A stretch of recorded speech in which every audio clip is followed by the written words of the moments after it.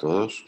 Buenos días, gracias por permitirme expresarme en esta charla y en esta sesión de retina tan importante. Hoy jueves vamos a comenzar describiendo esta retinografía para fines didácticos de la charla. Entonces, básicamente, aquí tenemos delimitada una lesión a nivel macular. Vemos una coloración blanco-amarillenta en esta zona y un desprendimiento del tejido retinal, un desprendimiento seroso de la retina. Y aquí nos vamos a enfocar para esta patología. Estas características son importantes irlas teniendo en cuenta. Entonces hoy vamos a hablar en esta gran sesión de la Clínica Oftalmológica de Cali de la maculopatía idiopática aguda unilateral. Es una patología un tanto infrecuente, pero es importante tenerla en cuenta. Infrecuente en cuanto a que se han reportado relativamente pocos casos, pero yo estoy seguro de que también es infrecuente porque no se diagnostica. Y vamos ahora a saber por qué de pronto no se diagnostica o se pasa el tiempo y el proceso vuelve a su estado normal. Entonces vemos otra retinografía para recordar este levantamiento a nivel macular, la coloración blanco-amarillenta, el efecto deleterio sobre la mácula y obviamente la clínica en cuanto a la agudeza visual de estos pacientes. Y la historia nos traslada nuevamente al doctor Januzzi y a sus compañeros de trabajo. En 1991 este grupo nos trajo a colación esta patología. El doctor Januzzi con grandes aportes a la humanidad en cuestión de oftalmología del grupo de Nueva York. Entonces él en su investigación y en su récord de pacientes nos traía en esa primera instancia 9 pacientes y él daba unos tips muy importantes que siguen siendo valederos hasta el día de hoy. Entonces es importante la edad donde se presenta esta patología, que más o menos para términos de ubicación entre los 20 y los 40 años de edad, una edad productiva en el ser humano. El sexo no era tan importante aquí, era dividido, pero en cuanto a la raza sí era preponderante la raza blanca más afectada. Él también notaba que había un pródromo gripal en estos pacientes o contacto con niños que habían estado con una sintomatología parecida, cuadro inespecífico, que se ubicaba como una virosis. También él nos decía que estos pacientes cuando llegaban a la consulta, y ya lo veíamos porque afectaban el centro macular, la fobia, llegaban con agudezas visuales muy malas, pero al final del proceso, inclusive sin tratamiento, con observación, él notaba que las agudezas visuales en términos generales eran buenas, 20-25 más o menos en promedio. Él también nos decía que en el vitro no había un proceso inflamatorio como tal. Y entonces nos trasladamos a la epidemiología. Es un trastorno raro. Se presenta en adultos jóvenes, como ya lo decía, en edad productiva, 20, 40 años de edad, 20, 25, 35 años, dicen los artículos.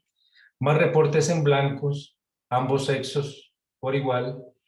Había un contacto en cuanto a la historia con niños con una sintomatología bizarra tipo virosis. En cuanto a la etiología, pues lo relacionaba el doctor Januzzi con el virus Coxsackie, un enterovirus, pero al revisar esta patología y al revisar los diferentes autores e investigadores, también nos damos cuenta que esta patología se puede presentar de manera muy parecida, casi que idéntica, cuando hay contacto con virus Zika, con el virus de la fiebre amarilla, un flavivirus, inclusive posterior a vacunaciones tipo influenza, H1N1, al contacto con virus del sarampión y el contacto con el virus del Epstein-Barr. Y hoy por hoy no podemos descartar, y eso quiero que lo tengan en cuenta, es materia de discusión para con el doctor Castro, el contacto con el virus COVID-19. Entonces el virus entra al torrente circulatorio, entramos en contacto con él, cualquiera que sea su especie, él viaja a través del torrente circulatorio y produce, por ende, un proceso de respuesta inmunitaria. Hay un cambio en los constituyentes sanguíneos porque el virus no debe estar ahí. Hay atracción de componentes y de células inflamatorias. Hay cambios a nivel del endotelio vascular. Hay cambios a nivel de la presión hidrostática y esto nos va a dar una explicación que podemos corroborar en el OCT.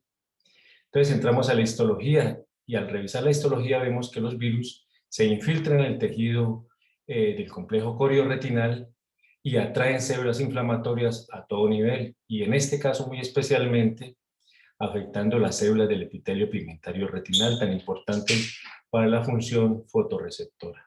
Y esta foto me pareció interesante traerla porque vemos cómo los virus y las células autoinmunes infiltran los vasos. Entonces de ahí ya podemos sacar conclusiones de que hay un cambio circulatorio y un cambio que agrede el tejido y produce unos cambios a nivel hidrostático si hablamos del vaso como tal.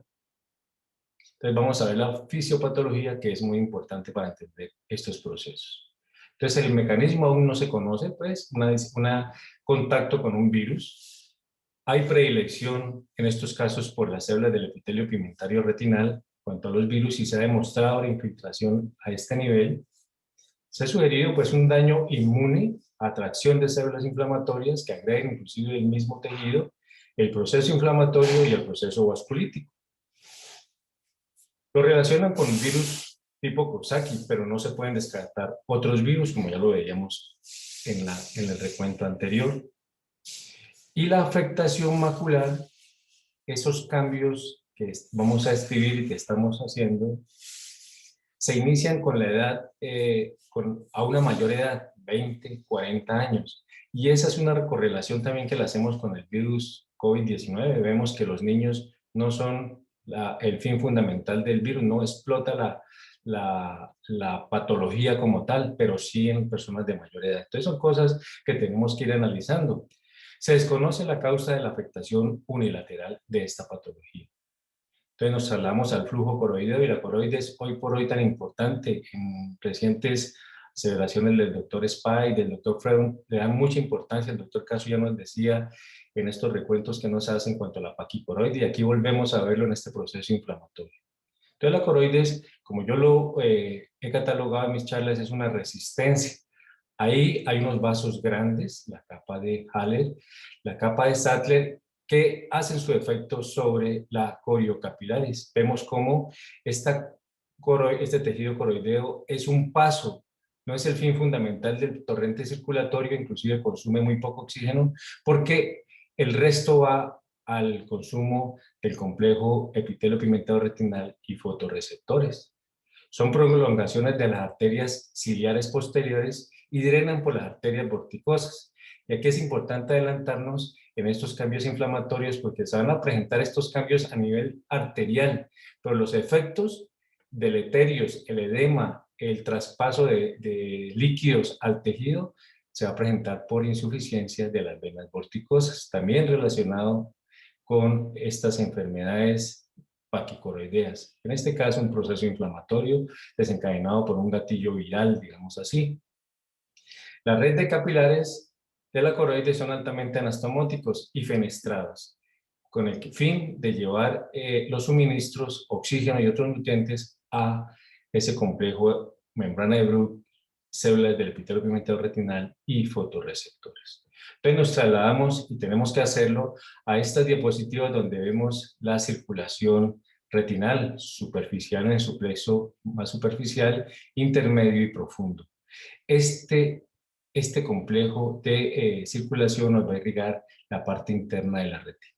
Y la parte externa va a estar a expensas de la circulación coroidea. Y aquí es donde más se va a presentar ese proceso inflamatorio. Por consiguiente, el edema, el efecto anormal se va a presentar en las capas externas de la retina con mayor proporción, sin descartar obviamente lo que se puede presentar en las capas superficiales. Para fines prácticos y adelantarnos, el efecto deleterio más que todo es en las capas externas de la retina, y se van a afectar las barreras hematoretinales, recordémoslas, que son una barrera interna que hace referencia al endotelio vascular y una barrera externa que hace referencia al epitelio pigmentario retinal. Entonces, esas dos barreras, con ese proceso inflamatorio, células autoinmunes atrayendo defensa hacia el proceso viral, van a producir un desbalance, que inclusive lo podemos relacionar con leyes físicas. Aquí, por ejemplo,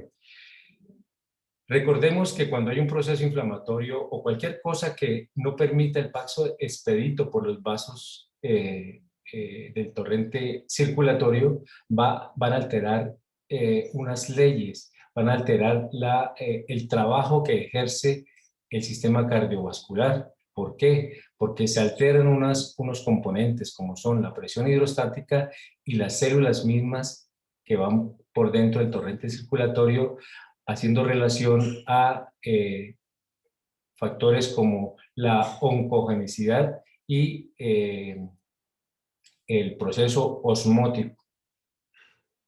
Entonces, se alteran, entre otras, la ley de Murray, que ya lo veíamos en pasadas charlas, donde podemos resumirlo en este principio, la ley de menor esfuerzo.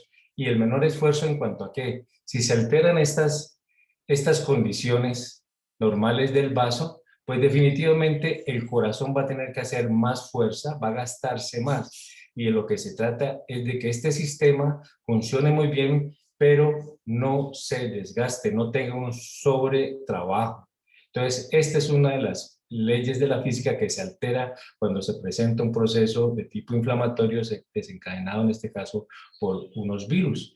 E inclusive los vasos, como ya también lo recordamos en pasadas charlas, se dividirán cuantas veces sean necesarias en el tejido del sistema humano, cuantas veces sean necesarias para irrigar y llevar los componentes a los tejidos que así lo necesitan. ¿Con qué fin? Con el fin de que el sistema no se sobrecargue. Y otra ley que se altera es la ley de Starling. Y la ley de Starling tiene que ver con el componente del vaso intravascular, la presión hidrostática, las células que van por dentro del torrente, y aquí hay un desbalance porque ya no son solamente los glóbulos rojos y otros componentes séricos, sino que se inmiscuye un proceso inflamatorio, unos virus, unas células autoinmunes que van a afectar la normal función de esta ley de Starling, al igual que el endotelio.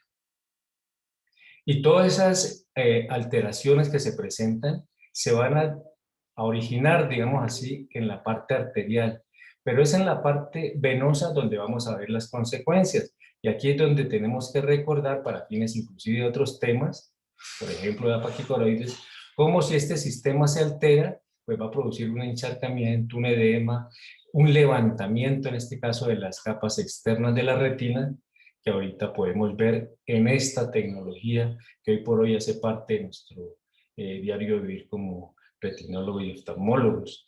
Entonces vemos, para recordar, las diferentes capas de la retina y hacer énfasis que es aquí, en estas capas externas, donde se va a producir el levantamiento, el encharcamiento, la anormalidad de esta patología. ¿Y por qué? Porque es aquí en la coroides donde se están produciendo los cambios anormales que alteran leyes físicas y que alteran los tejidos producidos por este factor inflamatorio que desencadena el proceso viral. Recordar siempre las capas de la coroides con vasos más grandes, Kahler, intermedios Sattler, que comprimen inclusive a la coriocapilares. Y aquí, en esta primera instancia, vemos cómo el cuerpo se defiende ante estos cambios, aumentando la presión sobre los vasos, la presión hidrostática en los vasos de la capa de Haller. Eso comprime en un círculo vicioso los vasos que están más profundos, Sattler, y la que sufre la consecuencia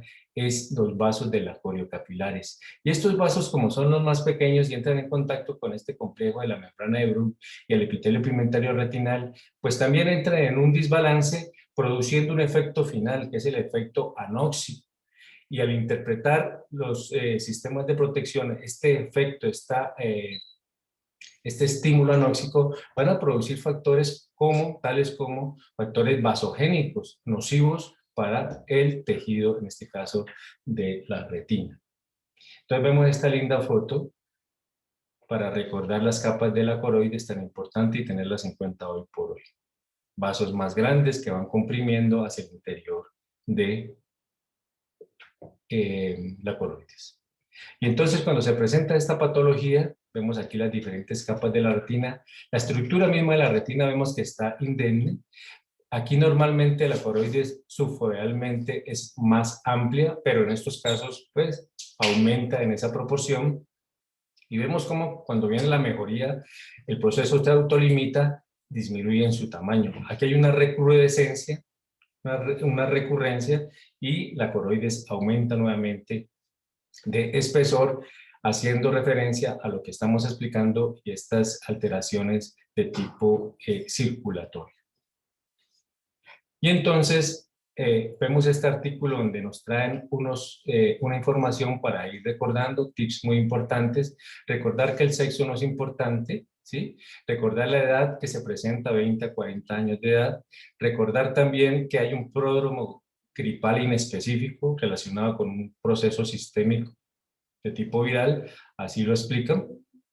Y cambios en la angiografía fluorescénica, cambios a nivel de la autofluorescencia. En estos dos ítems, al principio de los procesos, en los exámenes reportan que hay una mixtura, algo mixto, tanto hiperfluorescencia, si hablamos de la angiografía, como hipofluorescencia. ¿Por qué? Porque el cuadro es agudo, el edema es grande y no permite que se presente una tinción que sí se presenta al final del proceso en estos estudios.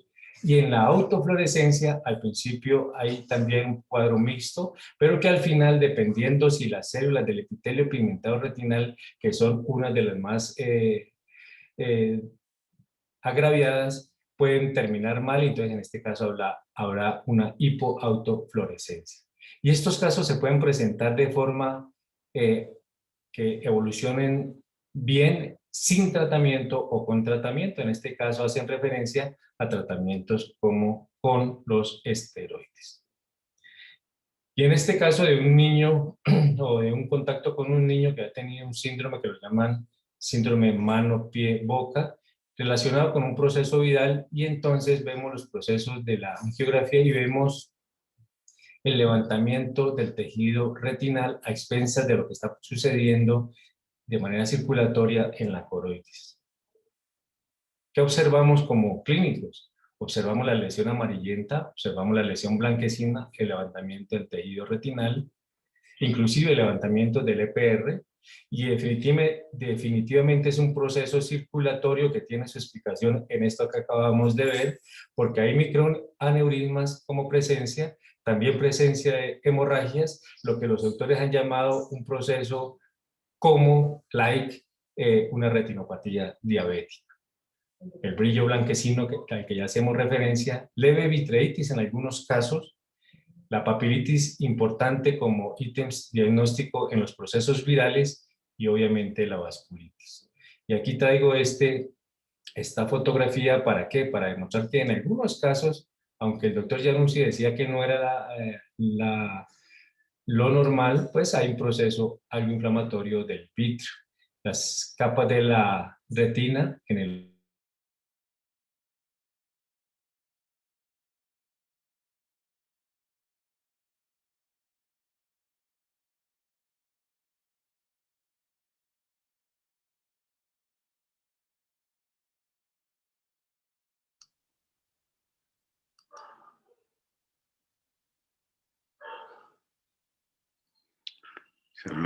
se bloqueó para todos o solo para mí? Sí, doctor, para todos. Yo tampoco escucho. Doc, para todos. Vamos a decirle a Luis que está bloqueado.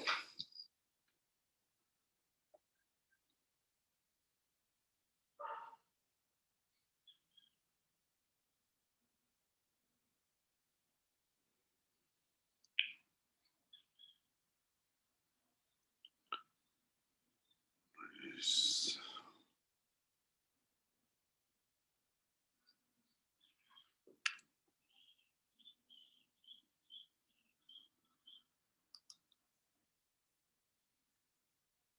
Además creo que se salió.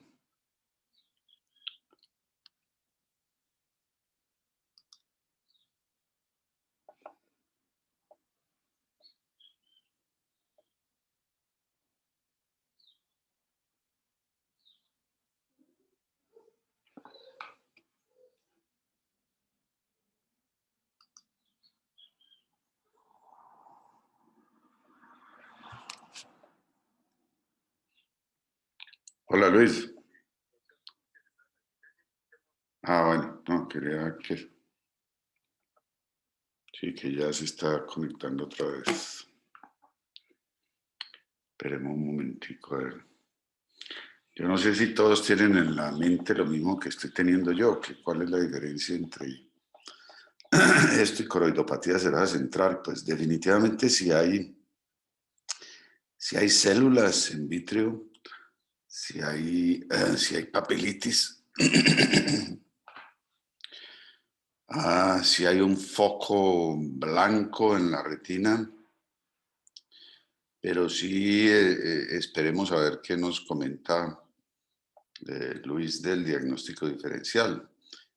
Sí hay, y probablemente esa sea la razón por la cual este diagnóstico se hace menos, y es que es muy parecido y probablemente se interpreten estos casos como variantes o casos severos o casos distintos de coroidopatía serosa central.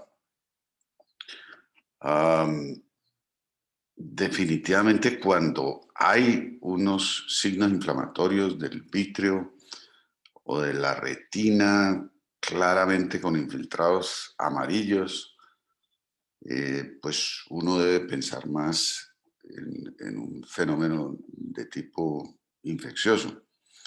Pero la verdad es que como en coroidopatía serosa central no tenemos claro cuál es el mecanismo fisiopatológico y es posible que haya más de un mecanismo fisiopatológico y más de una coroidopatía.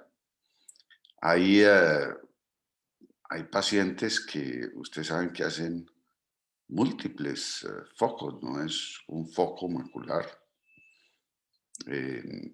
que hacen cuadros bilaterales, que hacen cuadros muy severos y persistentes, y todo eso le suena a uno a toda esta variabilidad que estamos viendo en la expresión de los virus. Una vez que los virus interactúan con el sistema inmune, pues hay mucha complejidad y mucha variabilidad en la respuesta. Aquí pues se ha tenido siempre la dificultad de cómo estudiar esto, pues y más allá de la angiografía que se tuvo mucho tiempo y ahora el OCT, pues el problema es que la mayoría de estos casos pues no tienen histología y no tienen estudios muy buenos desde el punto de vista etiológico en términos de viral. Por ejemplo, se bajó la energía. Sí, pues relacionar con un antecedente de infección viral es casi que en condiciones normales a todo el mundo se le puede sacar ese antecedente. Es como decir en este momento ha tenido cercanía o contacto con alguien con COVID. Uno espera pues que desde el punto de vista etiología y mecanismo fisiopatológico pues haya quien haga estudios más específicos. El problema es ante un paciente que usted le sabe que tiene una forma leve de inflamación, que se recupera espontáneamente y que no tiene mayores signos inflamatorios, pues que usted comience a hacerle punciones vítreas o de cámara anterior para buscar PCR y cosas. Entonces, pues hasta ahora pues no ha habido mucha gente que avance en eso. Y entonces seguimos sin entender muy bien exactamente cómo es que funciona eso de la coroidopatía. Lo que explicó ahora Luis es aplicable a cualquier fenómeno inflamatorio de cualquier etiología, ¿no?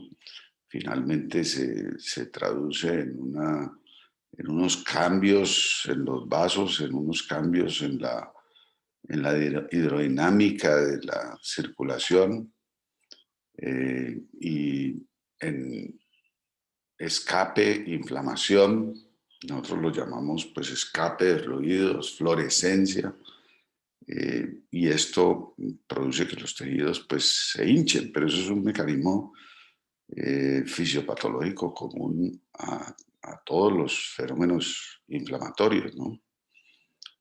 De manera que vamos a ver si Luis se logra conectar otra vez para que veamos las claves en el diagnóstico diferencial entre esta entidad y la coridopatía serosa central. Si hay alguien que tenga más comentarios o información. A ver, este hombre no aparece todavía. 7:25.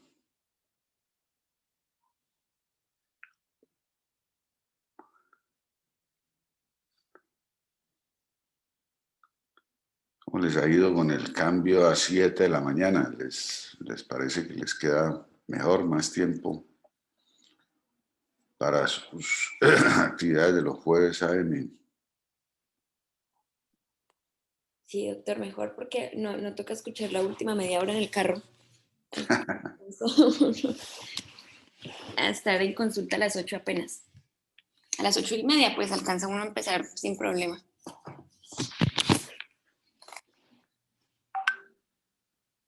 De eso de la coroidopatía, recuerda que en Bogotá, bueno, que están recogiendo pacientes, o sea, que se ha visto que han aumentado el número de coroidopatías serosas con la pandemia y obviamente uno le echa la culpa pues a la ansiedad y al estrés de la gente, pero podría ser también esto, ¿no? O sea, podría ser que fueran pacientes que tuvieron COVID y lo que estén haciendo no sean más serosas centrales, sino más de esto, por COVID.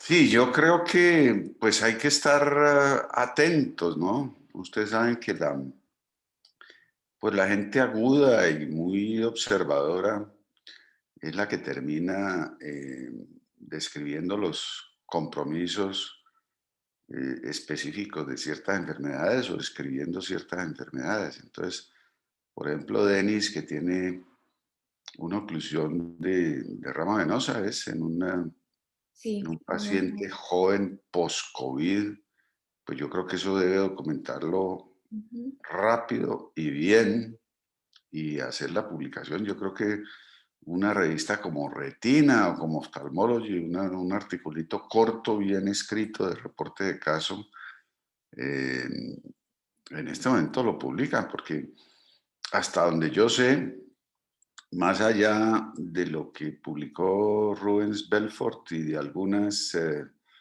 y una publicación de histología en pacientes que murieron de COVID, no ha habido más reportes de compromiso retinal por COVID. Ustedes saben que la mayoría de los reportes, cuando uno ve COVID y ojos, pues la mayoría le van a hablar es de conjuntivitis y de problemas de superficie. Pero pues uno ha tenido siempre la sospecha, si te dicen esto es una endotelitis generalizada que afecta a todo el cuerpo y por eso da síntomas tan variados y tan diversos en todas partes, pues siempre hemos tenido la sospecha, debe haber algo retinal, ¿no? Debe poderse ver. Debe haber un cuadro de COVID o de retinitis, de coroiditis por COVID, porque es que la pregunta es cuántos oftalmólogos se están metiendo a las UCIs a examinar rutinariamente pacientes. Pues probablemente no. Los oftalmólogos hemos estado huyendo de las UCIs y huyendo de los pacientes con COVID. De hecho, si llega un paciente con COVID, pues en la mayoría de los sitios oftalmológicos le estamos diciendo ni entre, ¿no? Aquí no entre. Y es muy posible que muchos de esos pacientes muy enfermos pues estén teniendo síntomas visuales, estén teniendo visión borrosa o viendo mal, como pasa con muchas enfermedades serias y simplemente pues es parte es parte de la enfermedad. Y no se examinan rutinariamente. Entonces, de pronto hay gente más valiente que sí comience a meterse y a mirar y comience a escribir. Pero por ahora, pues lo que nos queda es mirar con mucho cuidado a los que dicen que les dio COVID, sobre todo los que les dio fuerte, y mirar si vemos alguna secuela. Y no va a ser fácil porque tienen que ser pacientes que tengamos documentados de antes, que no tenían nada y después del COVID pues les quedó tal o cual mancha o tal o cual cosa. Yo estoy seguro que vamos a comenzar a ver más artículos y más reportes. Pero por ahora lo que vean, así como lo que vio Denis, pues yo sí creo que es muy importante comenzar a contar el cuento, ¿no?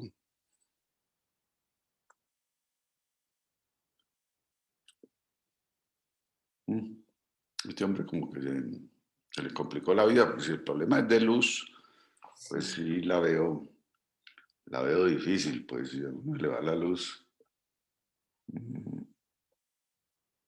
es una situación.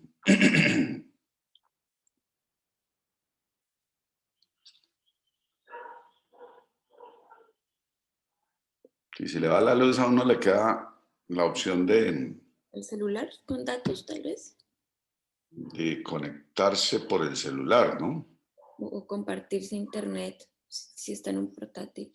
Compartir el del celular o simplemente seguir la charla por el celular. Porque en el celular sí no depende uno, ¿cierto? No depende de la luz local, tiene la conexión 4G y tiene su celular con pila. Entonces, ese es como una precaución buena, ¿no? Para tener de aquí en adelante a los que presenten. Pues usualmente presentamos desde el computador, simplemente porque es más cómodo. Pero pues tener el celular ahí al pie, tenerlo listo y estar dispuesto a trastearse al celular rápidamente si se le va la luz, que es un evento pues que no consideramos mucho, pero pues ya sabemos que eso ocurre no solo en los países subdesarrollados, sino en cualquier parte. Que ya no se puede confiar mucho en la luz.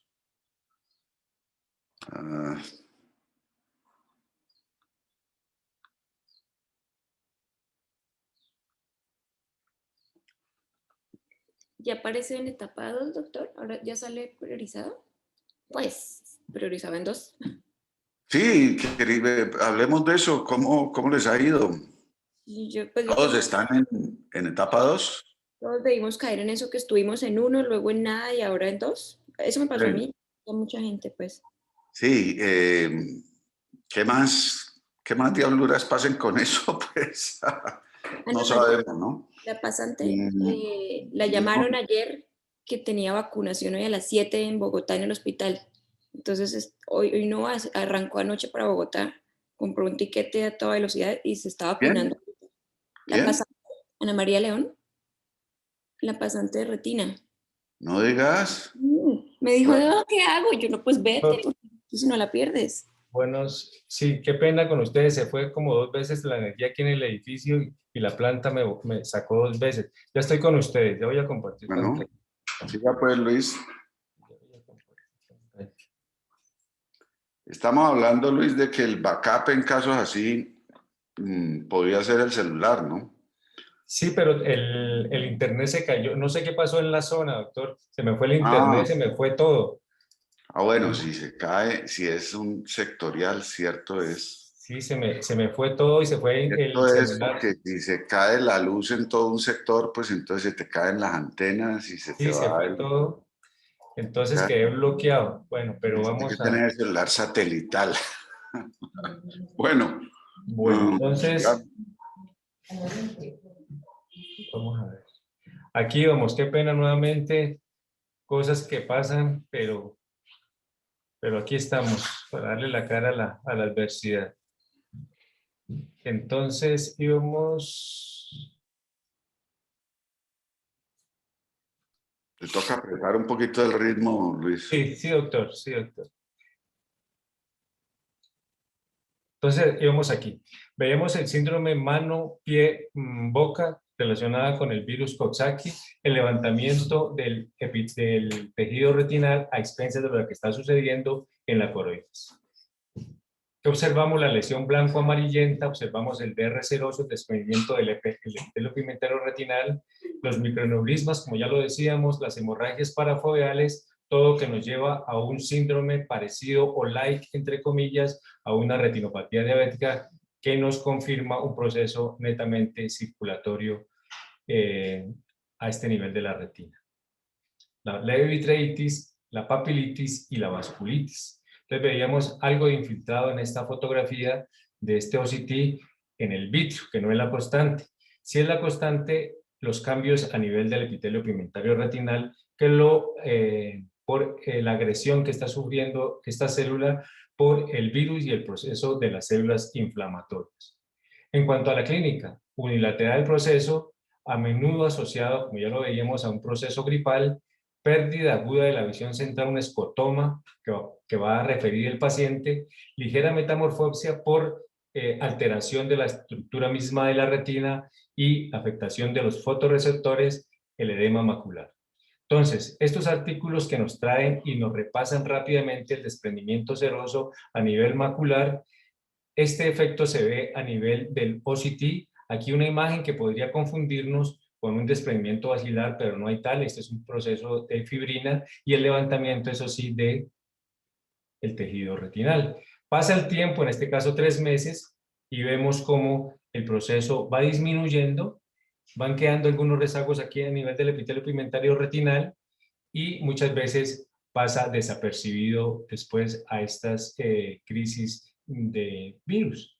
Aquí, un paciente con un proceso de dengue, proceso circulatorio como vemos en estas retinografías, y vemos el OCT, hay cambios a nivel de las capas externas de la retina. Entonces vemos cómo la constante se hace relevante en estos procesos virales. En este otro paciente un proceso de tipo fiebre amarilla y lo mismo. Aquí a nivel de las capas externas a expensas del epitelio pigmentario retinal y todo producido por este desbalance a nivel de la coroides. O en este caso de COVID-19, la papilitis en estos procesos virales tan importante, el proceso vascular tipo retinopatía diabética que nos confirma el proceso vascular. En estos casos no se han visto estos cambios a nivel de las capas externas de la retina, pero yo diría que es también porque los pacientes nos enfocamos en el corazón, en los pulmones, en la parte aguda del proceso. El paciente ya regresa a nuestras consultas cuando han pasado algunos días, inclusive meses, y estos procesos ya pueden haber mejorado, inclusive, como lo dice el doctor Januzzi, de forma autóloga por sí mismo. Entonces vemos este otro paciente con un proceso de un Zika, la maculopatía, las características que ya describíamos, los cambios a nivel del epitelio pigmentario retinal y la capa externa de la retina. Este caso de un COVID-19, proceso de infiltración a nivel vascular, las hemorragias, los exudados, a expensas de la circulación externa de la retina, el complejo superficial, intermedio y profundo. Estos otros casos de COVID-19 que nos confirman este proceso vascular. Aquí se han visto, como ya lo veíamos en este artículo que es de conocimiento general, esta alteración a nivel de las capas ganglionares, pero que al pasar los días desaparecen y vuelven a su estado natural, pero no se han reportado a este nivel. Como ya lo decía, de pronto es porque lo estamos subdiagnosticando, enfrascándonos en el tratamiento de los procesos agudos cardiopulmonares de estos pacientes. En cuanto al diagnóstico, la historia clínica fundamental, el pródromo gripal, el contacto con niños enfermos, la observación directa importante la charla que tenemos hoy para que recordemos, la cartilla de Adler que todos sabemos para examinar la parte macular, que es la parte afectada en este caso, y las técnicas que ya conocemos en cuanto a instrumentos tecnológicos, la angiografía, la autofluorescencia y el OCT. En el OCT, la variedad angiográfica muy importante para darnos cuenta de lo que pasa en la coriocapilares. En cuanto al OCT, importante, el efecto hiperreflectivo de las capas externas de la retina a expensas del daño que se produce en el EPR. La exudación hiporreflectiva que levanta el tejido retinal en un desprendimiento seroso y afectación de los fotorreceptores, y la desorganización de ese segmento unión interno-externo del componente fotorreceptor. Entonces vemos cómo tenemos esta retinografía, la lesión, el efecto de la angiografía en un principio algo mixto, con un final de hiperfluorescencia, la autofluorescencia, que va a ser al final hipoautofluorescencia si hay daño en las células del epitelio pigmentario retinal como una consecuencia de este proceso. Pero para resaltar aquí en esta evolución en el tiempo, como al primer día hay cambios a nivel de las capas externas de la retina, y si ponemos atención, aquí vemos la evolución hasta que llega a un proceso casi que normal. Ahí es donde yo digo que es importante para el caso del COVID-19 que vemos a los pacientes un tiempo después, lo podemos ver en esta forma, pero resulta que ha tenido todo este proceso, podría ser una alternativa. Y vemos este metaanálisis con los diferentes pacientes, grupos de pacientes, donde relevamos lo que ya veníamos diciendo. Importante el pródromo gripal, importante cómo vemos la lesión al principio de del cuadro clínico, esas lesiones blanco-amarillentas que pueden dejar una atrofia del epitelio pigmentario dando una apariencia de un ojo de buey, como dicen los artículos. Los cambios a nivel de la angiografía fluoresceínica, los cambios a nivel de la autofluorescencia que ya escribíamos, los cambios a nivel fundamental del OCT en las capas externas de la retina a expensas del daño sufrido en los receptores y en las células del epitelio pigmentario retinal. Aquí para corroborar lo mismo, más pacientes, más estudios que nos llevan a esas conclusiones. Aquí lo mismo, la edad reproductiva importante, en este caso 20 a 40 años, el sexo no es muy importante, la raza sí, la raza blanca. Importante que cuando llegan estos pacientes a nuestras consultas van a tener agudezas visuales muy malas, pero con el tiempo, semanas a meses, las agudezas visuales llegan a ser muy buenas con tratamiento o sin tratamiento. Aquí la multimodalidad en el diagnóstico para resaltar la importancia de la angiografía OCT, donde vemos estas imágenes oscuras fundamentales que nos correlacionan con un proceso anóxico al principio de el cuadro clínico, que después mejora, como veremos ahora. En este otro caso, vemos los cambios a este nivel externo de la retina, los cambios a nivel de la autofluorescencia que ya describíamos. Y aquí también, para resaltar en este cuadro comparativo temporal, cómo se presentan en la angiografía OCT este problema a nivel de la coriocapilares que resuelve, fíjense que resuelve en el tiempo y nos da muy buenos resultados finales de la agudeza visual. Este caso, para resaltar aquí cómo evoluciona en el tiempo este proceso, dejando algunos rezagos, que es una de las consecuencias o complicaciones con que pueden quedar estos pacientes al ser afectadas las células del epitelio pigmentario retinal y tener una atrofia a este tejido. Aquí también vemos la recuperación de la coriocapilares, resuelve el proceso inflamatorio, ya vuelven las presiones, la ley de Starling, la ley de Murray a funcionar equilibradamente y se resuelve el proceso, corroborado también con las imágenes en el OCT estructural. En este caso, pues no se ha recuperado totalmente porque hay un engrosamiento del epitelio pigmentario retinal. Y aquí también un cuadro clínico con las características ya mencionadas, pero para resaltar la microperimetría que nos demuestra cómo al principio del cuadro clínico la microperimetría está alterada, pero que al final nos demuestra una resolución del proceso correlacionado con las imágenes de OCT que nos llevan a pensar de que las capas externas de la retina se han recuperado. O, en este otro caso, han dejado una atrofia del epitelio pigmentario retinal con consecuencias a nivel de la clínica del paciente. Diagnósticos diferenciales, todas estas patologías, cada una tiene sus ítems que hemos ido aprendiendo y que es función de esta charla ir recordando. Unas fotos para recordar, una foto de AMPE, una foto de neuroretinopatía macular aguda, una foto de epitelitis pigmentaria retinal que nos sirve para recordar en este momento, pero que no es tema de discusión.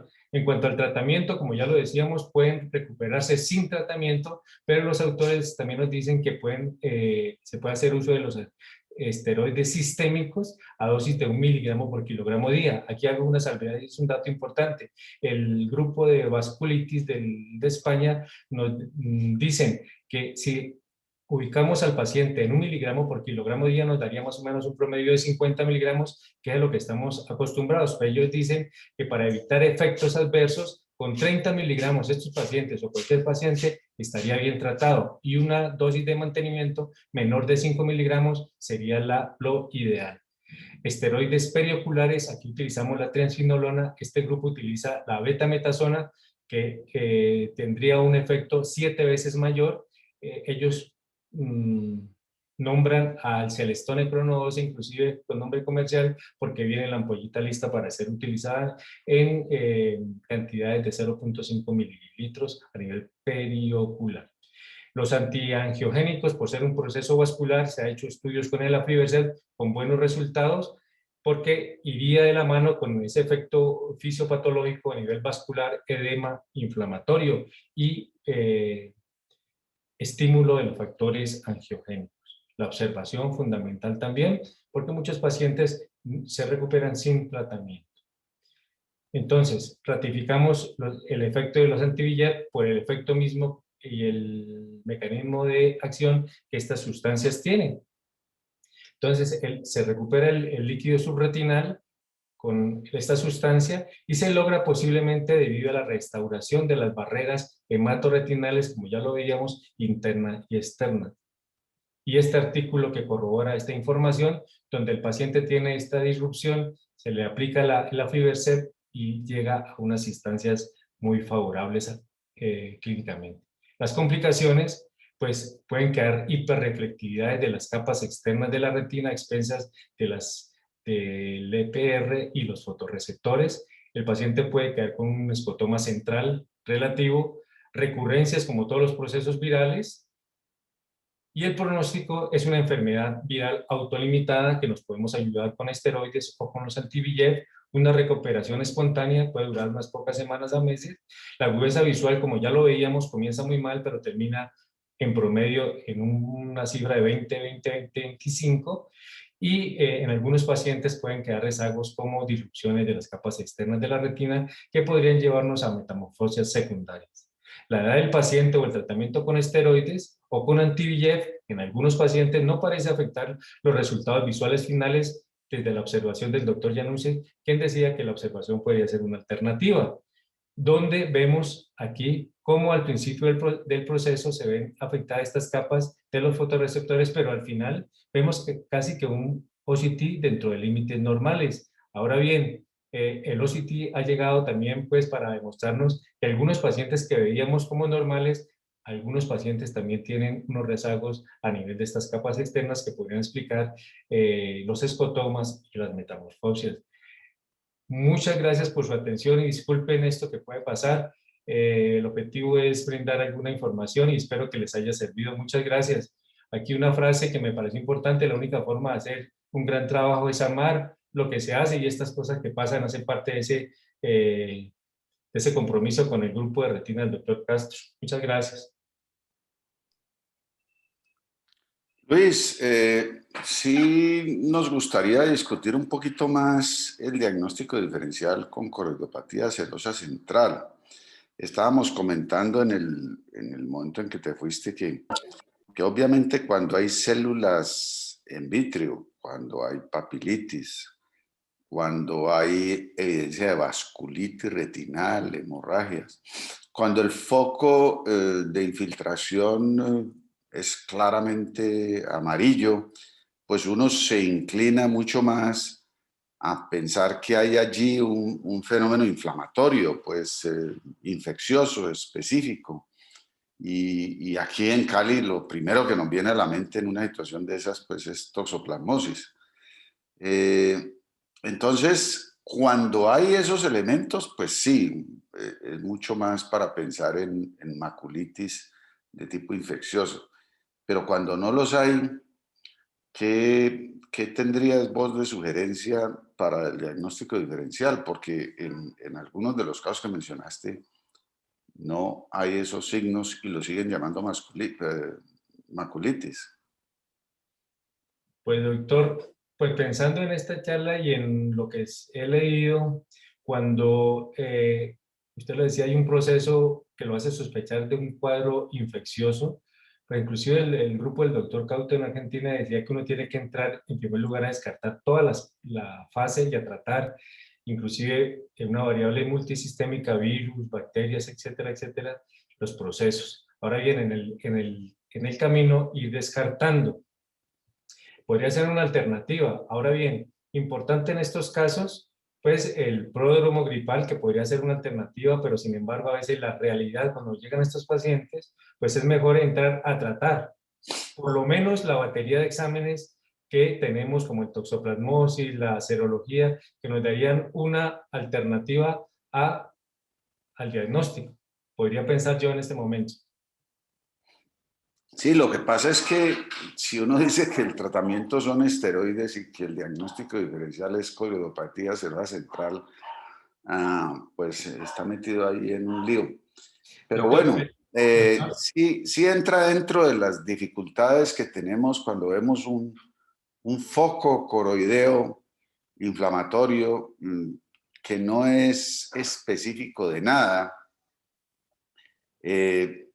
Entender pues cuál es la etiología y sabemos pues que como en todas las uveitis o coroiditis, lo primordial es descartar infecciosas, ¿no? Entonces, sobre todo las infecciosas tratables, debemos entrar a descartarlas porque pues lo que uno no quiere es irle a meter esteroides o a observar una enfermedad que sea infecciosa, progresiva y que a la vez sea tratable. Un comentario ahí sobre el nombre, ¿no? Idiopática, maculitis idiopática aguda. Maculopatía idiopática aguda. Sí, me parece que cuando hacen esas descripciones, maculopatía idiopática asociada a Coxsackie, por ejemplo, al síndrome, o sea, un niño o un adulto hace el cuadro clásico de una enfermedad viral y hace manifestaciones oculares, pues yo creo que deja de ser idiopática, no deberíamos llamarla idiopática. Si nosotros examináramos y estábamos comentando eso a todos los pacientes de COVID y encontramos consistentemente unos cambios retinales, pues no le vamos a poner eso idiopático, ¿sí? O sea, si yo encuentro consistentemente asociado a una infección viral unos hallazgos, pues no lo debería llamar idiopático, debería llamarlo maculopatía asociada a Coxsackie, a síndrome de Se le daría un apellido. boca, ¿no? Sí, Y dejar el término idiopático para que las que realmente no tengo ni idea. Pero, pues, yo creo que va a haber mucho progreso en el diagnóstico diferencial de todas estas entidades que o llamamos idiopáticas o no tenemos mucha claridad con el progreso en los recursos diagnósticos, especialmente en el PCR. Entonces, cada vez pensemos más en que debemos estimular a los laboratorios que hacen PCR para que cada vez nos hagan más. Creo que la pandemia va a servir para eso. Creo que ha habido muchos laboratorios que se han vuelto muy buenos en PCR y esta es una infraestructura que se monta y una vez que usted la monta, pues ya es cuestión de tener todos los kits para todos los distintos virus. Entonces, estemos atentos a ver qué nos ofrece el mercado de PCR de laboratorios y a presionar, y esto es una labor que tenemos que hacer todos, a presionar para que nos comiencen a hacer más PCRs a precios más cómodos y más amplios, porque del misterio de muchas de estas enfermedades pues, vamos a salir a punta de PCR. Ahí importante también, doctor, puedes familiarizarnos e insistir en estas imágenes del OCT que podrían en un determinado momento hacernos la diferencia en cuanto al diagnóstico. Entonces, recordar este proceso fisiopatológico que yo quería que los residentes hicieran el ejercicio, hiciéramos el ejercicio para que nos explicáramos por qué se presenta ese levantamiento a nivel de las capas externas de la retina, que en un momento determinado hacen la diferencia. No aprenderse desde el punto de vista de la imagen como tal, aprenderse el proceso fisiopatológico para que así extrapolemos a otras patologías y entendamos a ciencia cierta qué está pasando con la patología que estemos estudiando en un momento dado. Bueno, Jairo Medina.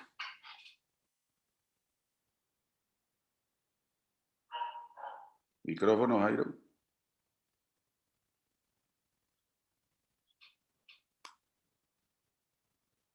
Jairo Medina tiene levantada la mano, pero tiene el micrófono apagado.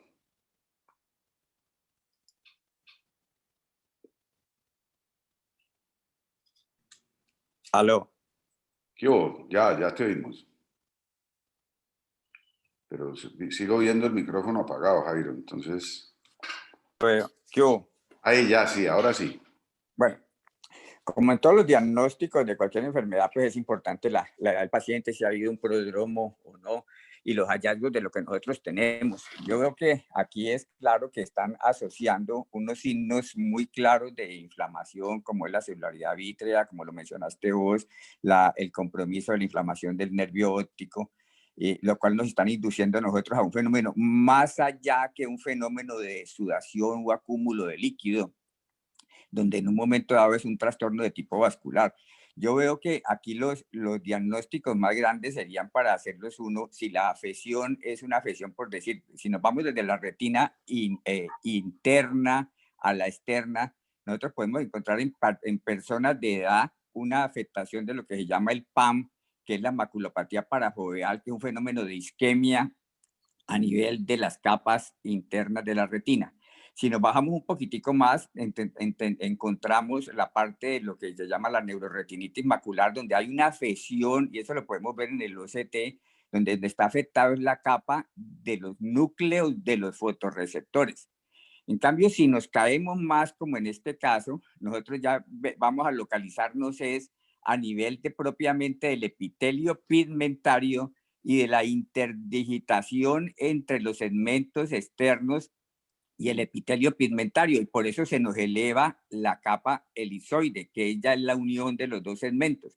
Mas no en esta patología, por lo que yo he podido ver, no se están afectando los núcleos de los fotorreceptores. Entonces tenemos es una afección prácticamente que uno podría llamar como casi el diagnóstico más de lo que nosotros llamamos una epitelitis macular, donde se está afectando el epitelio macular directamente o como una consecuencia de un fenómeno vasculítico a nivel de la coriocapilares.